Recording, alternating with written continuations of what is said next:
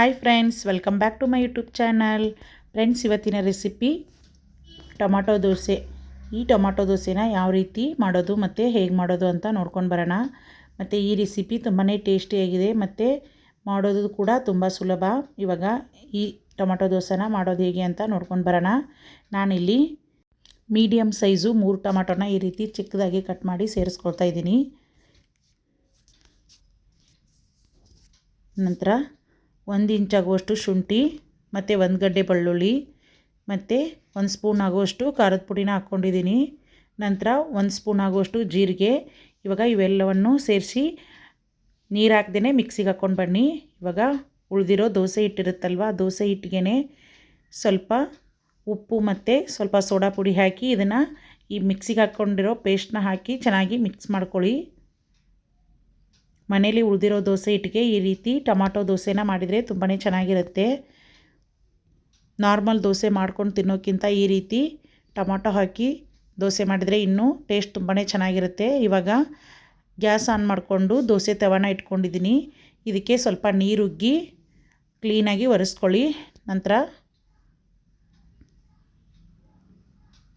ದೋಸೆನ ಹಾಕ್ಕೊಳ್ಳಿ. ನಿಮಗೆ ಯಾವ ಸೈಜ್ ದೋಸೆ ಬೇಕೋ ಆ ಸೈಜಲ್ಲಿ ದೋಸೆನ ಹಾಕ್ಕೊಳ್ಳಿ.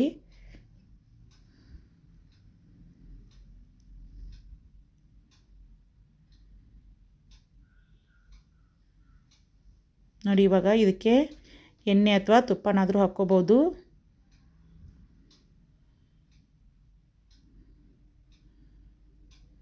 ನಿಮಗೆ ಕ್ರಿಸ್ಪಿ ಬೇಕಾದರೆ ಗ್ಯಾಸ್ನ ಮೀಡಿಯಮ್ ಫ್ಲೇಮಲ್ಲಿ ಇಟ್ಕೊಂಡು ಚೆನ್ನಾಗಿ ದೋಸೆನ ಬೇಯಿಸ್ಕೊಳ್ಳಿ. ನೋಡಿ, ಇವಾಗ ನಾನಿಲ್ಲಿ 1 ಸ್ಪೂನ್ ಆಗುವಷ್ಟು ಎಣ್ಣೆನ ಹಾಕ್ಕೊಂಡಿದ್ದೀನಿ ಮತ್ತು ಗ್ಯಾಸ್ನ ಮೀಡಿಯಮ್ ಫ್ಲೇಮಲ್ಲಿ ಇಟ್ಕೊಂಡು ದೋಸೆನ ಮಾಡ್ಕೊಳ್ಳಿ. ನೋಡಿ, ತುಂಬಾ ಕ್ರಿಸ್ಪಿಯಾಗಿ ಚೆನ್ನಾಗಿ ಬರ್ತವೆ. ನೋಡಿ, ಕಲರ್ ಕೂಡ ತುಂಬಾ ಚೆನ್ನಾಗಿ ಬಂದಿದೆ. ಇದೇ ರೀತಿ ಇನ್ನೊಂದು ದೋಸೆನೂ ಹಾಕ್ಕೊಳ್ತಾ ಇದ್ದೀನಿ.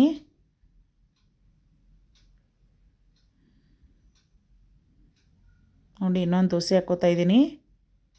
ನಿಮಗೆ ಯಾವ ಸೈಜಲ್ಲಿ ಬೇಕೋ ಆ ಸೈಜಲ್ಲಿ ಮಾಡ್ಕೊಳ್ಳಿ.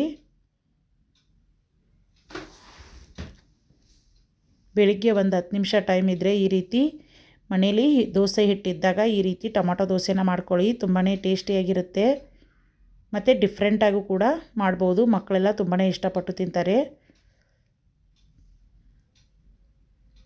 ನೋಡಿ, ಇವಾಗ ದೋಸೆ ಎಷ್ಟು ಚೆನ್ನಾಗಿ ಬಂದಿದೆ. ನೋಡಿ, ಇವಾಗ ಇದೇ ಹಿಟ್ಟಲ್ಲಿ ಸೆಟ್ ದೋಸೆನೂ ಮಾಡ್ತಾಯಿದ್ದೀನಿ. ಮತ್ತು ಈ ಟೊಮಾಟೊ ದೋಸೆ ಮಕ್ಕಳಿಗೆ ಲಂಚ್ ಬಾಕ್ಸ್ಗೆ ಕೂಡ ತುಂಬಾ ಚೆನ್ನಾಗಿರುತ್ತೆ. ಮತ್ತು ಸೆಟ್ ದೋಸೆನೂ ತುಂಬಾ ಚೆನ್ನಾಗಿ ಬರ್ತವೆ.